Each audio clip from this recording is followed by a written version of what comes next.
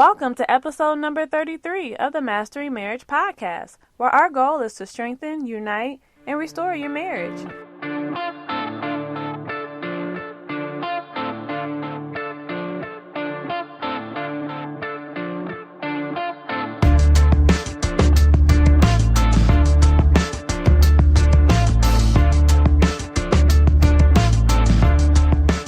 Hey everybody, my name is Amanda Taylor.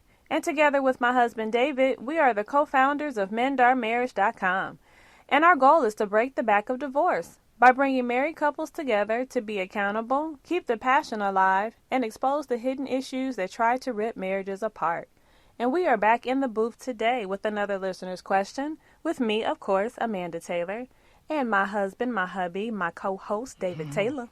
Hey guys, Hey. Welcome back to the podcast. Welcome. This is episode number 33, and we're about to get it on and popping. And we would like to say thank you, everybody, for your tremendous amounts of support and love. Thank you, everyone. For sharing our content, for participating on Facebook, and sharing your pictures. We like that. You know what I mean? We appreciate all of it, you know, and we like to hear success stories because it just lets us know that we're doing the right thing. So thank you. Today we have a really nice show lined up for you because I get to play the background while Mandy takes the lead. Ooh. So she's gonna, be breaking some bread and giving you some wisdom nuggets and just dropping them, But anyway, I can't wait to get involved in the conversation with her because this is gonna be really good, and it's actually gonna be focused on her book. But I'll let you tell that, baby. I'll let you tell it. But before we get started, just know that this podcast, the Mastering Marriage Podcast, is brought to you on behalf of MendOurMarriage.com, where our goal is to do what, baby? Snap, crackle, pop. Yep, break the back of divorce. And so that's our only aim, to help save hurting marriages. So if your marriage is hurting, reach out to us. We got you. If we can't do it with Menda's 90, we can do it with our coaching. If we can't do it with our coaching, we'll do it with our podcasts and our blogs and our fitness videos. But we're going to try to fix your marriage any way possible. So we got you, okay? But anyway. That's right. Let me stop talking so that Mandy can start talking. Baby, why don't you go ahead and, just lay it out. Tell us what's going on. What you going to do today?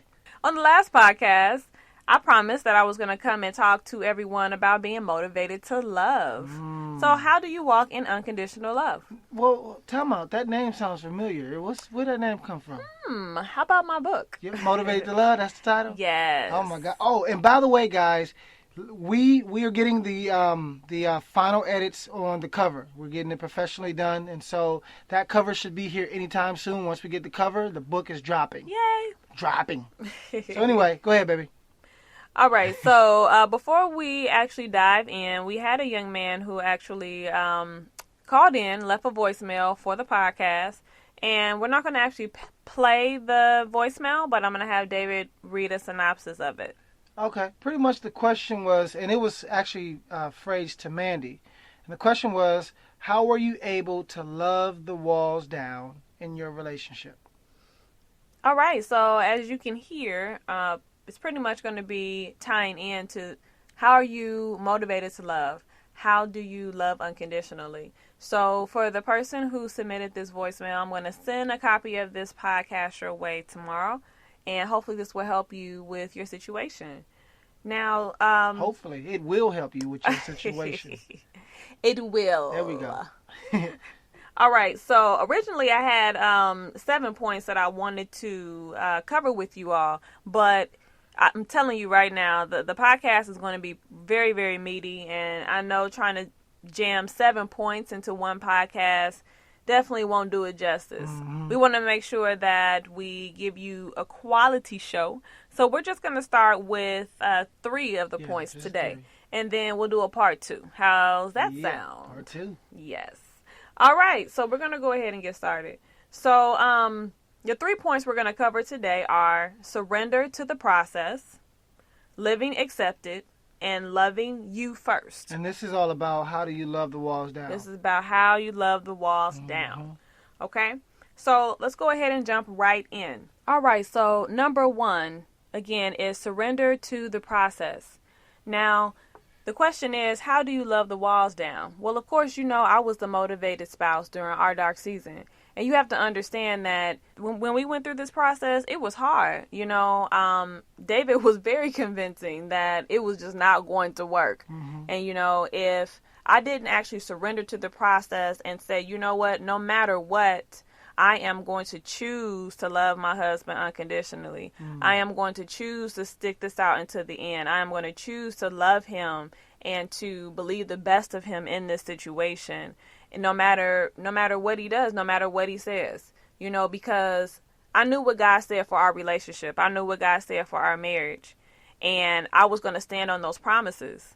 And so surrendering to the process just basically means that you're going to be vulnerable. Mm. And you know what? I like this as the first step because that's the main reason why I'm here. Because you didn't allow me to dictate the outcome, in a sense, in a negative way. You didn't, just because I was reluctant and I pushed away, you still remained vulnerable. So much so that you were willing to come up short in the end. You were willing to come out of this with a broken heart, if that's what it took. Mm-hmm. And I think that when I hear you say surrender to the process, I agree. I mean, it's all about putting what you want behind you and really focusing on what God says. Right. And that's hard for a lot of people because what God says they don't see. What they see is what their reluctant spouse is doing. Exactly. Yeah.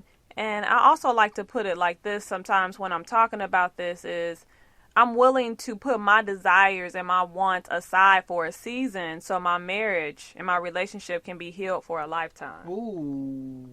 Tweet that. Tweet that. Yes. Wow. So again, surrendering to the process means all of that in a nutshell. Yeah. So you just have to be willing to sacrifice during this season. Yeah. You know, and to be the stronger one when your spouse may not be able to fight for your marriage. Yeah. Yeah. You know, so it's going to be really important. Yeah. So it's 100-0. You give 100% no matter what. Exactly. All right. Because of course we know the definition of love is to Give. Exactly. Mm-hmm. No excuses. All right. So we're going to go to point number 2. Now, point number 2 and point number 3, it's going to be a little bit more meaty. So make sure you have your pens and your paper out to take notes. All right. So again, point number 2 is living accepted. This is a concept that we don't hear that often. Now, of course, when we go to church, you know, we hear that we're accepted by God, and that he deemed us worthy. But how many times do we actually meditate on this concept and fill ourselves up with it to where we're overflowing with this? You know what? That's an interesting point because often I will have a client that comes to me, or they can be Christian or not Christian, but let's just say the Christian ones. They'll come to me, they're Christian, but they're still suffering from a low sense of self or a low self-worth. Mm-hmm. Because for me, and this is just me, David Lamont Taylor, that's my government name. I know that God accepts me and that's all I need. Mm-hmm. So whether someone else rejects me, even you, I mean, if I could be so bold, it really wouldn't matter because God accepts me. And I think that's what you're talking about, right? Right, and I even challenge our listeners to think about it like this. And God forbid that something happened to your spouse tomorrow or even, you know, tonight. But if something were to happen, you know, to them and they passed away, you know, you have to be able to know that God accepts you no matter what. If everybody disappeared, you know, that meant anything to you, that you loved and that you hold dear, do you mean that you would just lay down and die? Mm-hmm. Would you just lay down and die? Or would you, you know, still be able to depend on the love of Christ, you know, to be able to still live and to still be able to contribute and live out your purpose and the reason for why you're here on this earth? And now I know this like hits home for you because this is one of the things that I know you struggle with. Like you had talked at one point about feeling rejected by God. Can you elaborate on that a little bit? Yes, especially during this time, you know, our dark season, I really felt rejected by God because I was experiencing such misery in our marriage. You know, I felt rejected by God. I felt rejected, you know, by you, David, you know, and I didn't really feel like I had anybody to talk to, anybody that would understand what I was going through. And, it wasn't until I really started to grasp and meditate on God's love for me that I was able to begin the process of accepting and loving myself in a genuine way. And it's really funny because, as I, referred to earlier in the podcast, before we became a couple, I really thought I had a solid foundation and relationship with God. But the thing is, my family just loved me so well to where I don't think I ever had to lean and depend on God solely for love and acceptance. So when David and I entered that dark season, that hard season of our marriage, when I really was forced to depend on God, that's when I really found out that I really didn't have a solid relationship with him. So we challenge you, the listener, to ask yourself, like literally ask yourself, do I accept myself? Do I feel like God accepts me? And be honest, and don't just give us the biblical answer of yes, because we know that's what most people will do initially. But when the going gets tough, when you're isolated, when there's nobody to turn to or to lean on, then what? Do you feel accepted still? And because that's what Mandy was explaining, is that she didn't really have that part of her was never challenged because she was always around family who always loved her. But the moment she got into an environment that was stripped, she was forced really to see what she believed. Right, and my faith was tested, of course. And I believe in order to grow in faith, it has to be tested. Exactly. Yeah. So your faith will be tested if it's not already been tested. Yeah, and again, I found that if I did not meditate on God's love for me every day and get alone with him so he could pour out his love and acceptance to me on a daily basis, that I could easily be convinced of the opposite. So, and the opposite is what? That I was rejected and that I was worthless and that I wasn't enough. That's deep. Okay, so again, I can't stress enough that if you're going to love the walls down in your relationship, even when the person is rejecting you or pulling away from you or so convincing that, your relationship isn't going to work, you have to be confident in who you are so that when they are rejecting you or they are turning away from you, you're not claiming rejection. You're not believing the things that they may be saying that are hurtful. Yeah, because they may give you rejection, but that doesn't mean you have to accept it as you. Exactly. As a part of who you are. Exactly. Yeah. And again, I can't reiterate this enough that accepting rejection is a choice. Somebody can turn away from you, because they choose to turn away from you. But saying that I'm rejected, that's a choice. That's something that you actually have to accept. Good stuff. And there's a quote from, one of my, I guess you could say, virtual mentors, Dan Mohler. And he says, we must be accepted to live accepted. So again, we must be accepted to live accepted. So just chew on that and, write it down. We can go somewhere with that, but we're not. That's deep, though. I had to really stand firm in a place of unwavering knowledge that what God said about me was the ultimate truth. And you will have to do the same thing in order for you not to be bound by rejection in this season of your relationship. So again, this is a crucial foundational piece for you to be able to get to a place where you can love the walls down in your marriage. Yeah. So by standing in a firm place with an unwavering knowledge of what God says means that you have to position yourself to hear what God is saying. You can't fill your mind with distractions and white noise. You got to make sure that you're able to hear what God is saying, what that ultimate truth is for your life and for your marriage. Exactly. Because that's what you're gonna plant your feet on. Those things that God is saying that's true. Okay? And you can find that in the Bible. There's other ways to do it. Stuff in Mandy's book talks about it a lot, but that comes later.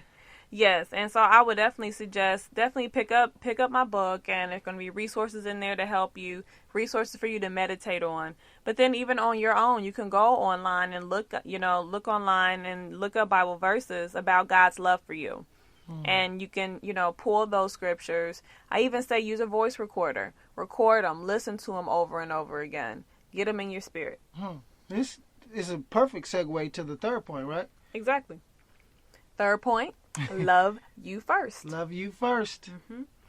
So again, I keep referring back to the question, but I want to make sure it makes sense and it ties in. But again, if you're going to love the walls down in your relationship, you have to first realize that you are accepted by God and you can't be rejected unless you accept rejection. And you have to love yourself first. You have to know who you are and what you're worth. Now that's scripture, right? Yes, it is. Jesus says, love your neighbor as you love yourself. Exactly. And you can only love someone to the degree that you love yourself. Exactly. And you can only give away what you have. Preach. Well, no, this is your show, but I'm just saying, if you lack self-love, then you ain't going to have love to give. Because you can only give away what you have. If I don't have $1 million to give you, I can't give it to you.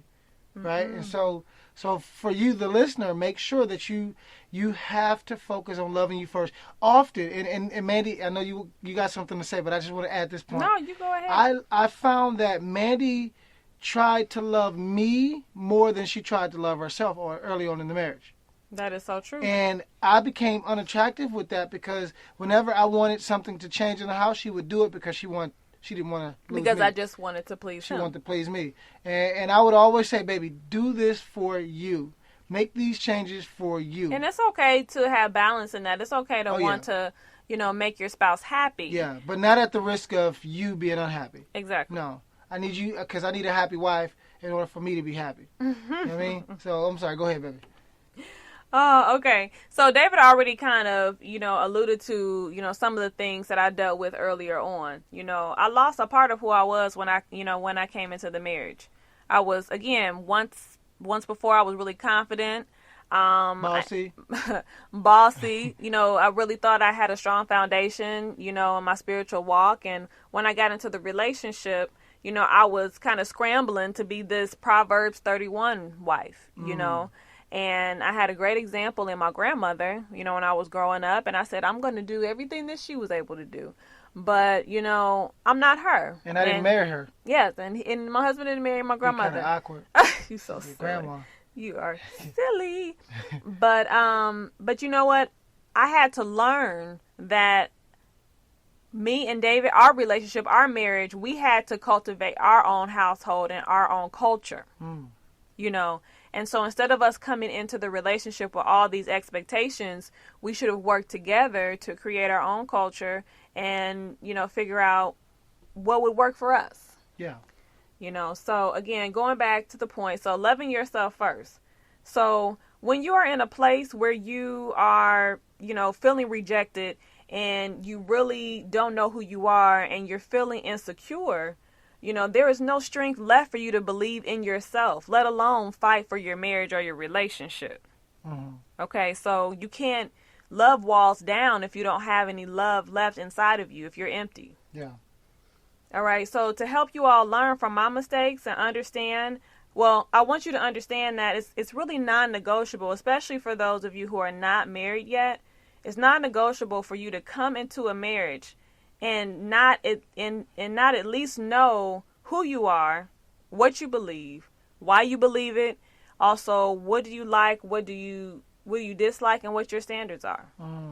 So you're saying that this person has to have a deep level of self-awareness, yes. or they should have a deeper level of self-awareness before they commit themselves to a marriage. Yes, it's more than you just saying, I know who I am. What does that mean? Yeah. Now, why do you think that's not the case, though? Why do you think that's not the norm? Because we found from, just working with hundreds of couples now, through Mend Our Marriage, that most people come into the marriage and they don't have a clue of, they lack a deeper understanding of themselves. Honestly, I think it's a lack of challenge, being challenged. Because I know for me, again, I was loved very well by my family. But I was never really challenged about the things that I chose to do in my life. So when people don't ask you the why questions, the hard questions in your life when you're growing up, you're not going to be forced to ask the deeper questions, of yourself to see why you believe what you believe, why you have certain standards and certain likes and dislikes. And then when somebody challenges you on those things later in life, you're going to either get offended, feel like they're mean, or you just won't have an answer. And this is really deep because, like, we took it to the point where we I would ask you, why do you believe what you believe about the Bible? Like, we literally took it there. Like, I'm not gonna give examples because but I want to, but I'm not. But and I was listening to a podcast at the gym the other day, and the guy was talking about how most people never challenge their perception of truth. They literally go through life and never challenge their perception of truth. And they guard their perception of truth without letting it be challenged. So because it's never challenged, they never truly grow towards true truth, if that makes sense. And so, and there was a season where I personally questioned everything that I had, that I could think about regarding truth. A lot of it pertains to the Bible, my relationship with God, all of that. And yes, I love God, so I'm not talking about that. But I'm just saying, I challenged that so that I could grow. And I think in relationships, the one thing that most people don't do is they don't challenge their perception of who they are and why they are. And as a result, when they get into the marriage, they're ill-equipped to deal with the rocky moments because they don't even know the tools that they possess. And you can only give away what you have. Exactly. So if you don't have tools, or if you don't know you have tools, if I'm an eagle but I don't know I can fly, I'm gonna get eaten for Thanksgiving. We're gonna have some turkey. It's gonna be eagle, but we're gonna call it turkey. Ooh. And it'll definitely leave you vulnerable to insecurities and loss of yourself when you don't know those things. So you really have to be careful. I do want to say that, I don't want anyone to get me wrong here, because you're always going to be growing and changing, but the very core of who you are will always be the same. You will just continue to mature into a better version of yourself. So, yes, we're saying you need to know who you are, but you need to know who you are at the core, what you were meant to be and what you were meant to do on this earth, and then grow in that. Now, I know we have a lot more points on this, but I think this would be a good place to really give them an actionable tip. Like, this is what you can do to start to learn yourself at the core. Is that something that you address in your book? I guess I'm asking a question I know the answer to. But I'm just saying, like, what would you recommend the listener do, like, today to start to focus on learning themselves at the core? Okay, so something for you to do to start learning yourself at the core is definitely coming up with a mission statement for yourself or a vision statement for yourself. Okay. So that's going to be something that, you want to step back and you want to see, again, what is my purpose? What am I meant to do in the world? What am I supposed to give back? How am I supposed to show the love of God? You know what? This is my first time doing this on the show, but I'm only bringing it up because I really believe that this is going to help and bless people's socks off. Like, your socks can literally be blessed off. But with our Single But Ready site, we actually have what's called the Relationship Readiness Plan. And it's a pretty long document, but it helps people to learn themselves, to find what their purpose is and their mission statement. And so if you guys are interested in taking a look at that, you can actually go to myrelationshipreadinessplan.com. myrelationshipreadinessplan.com. And you can, if you like what you see, go ahead and purchase it. I'm not asking you to go out and buy it if you don't want it, but for those who are really serious about learning more about themselves, that tool is an excellent tool that we give to singles to make sure that they're prepared for marriage. So it would only make sense that you would have it as well. myrelationshipreadinessplan.com. Yes, and the people who have already purchased it, they've reached back out to us and said it really helped them put their life into perspective and to help them really set solid goals for themselves. Yeah. And we may, I may do something. Let me get creative with that, because I believe that that'll be a great addendum to what you're going to be providing in your book. And I don't want everybody to just go out and buy that and then say, well, I don't want to buy Manny's book. So maybe we should do something like if they purchase the Relationship Readiness Plan, they can get 50% off your book. That'd be great. Okay. And so, yeah, let's do that. Let's do that. So, and this is something we're doing right off the cuff. Manny's book is not even out yet, but we're saying that if you go and you're really serious about loving the walls down and you purchase the relationship readiness plan, then you'll get 50% off of Manny's book. We're just going to do it that way. And all you need to do is send me your receipt, like email it to me, and then that way when Mandy's book come out, you get hers 50% off. There you go. Perfect. So, and this may actually be a good place to end. Because we got so much we can give you guys, and Mandy just this is just literally the tip of the iceberg. Yes, it literally. is. But Mandy, maybe you can wrap it up, and I'll just sit back.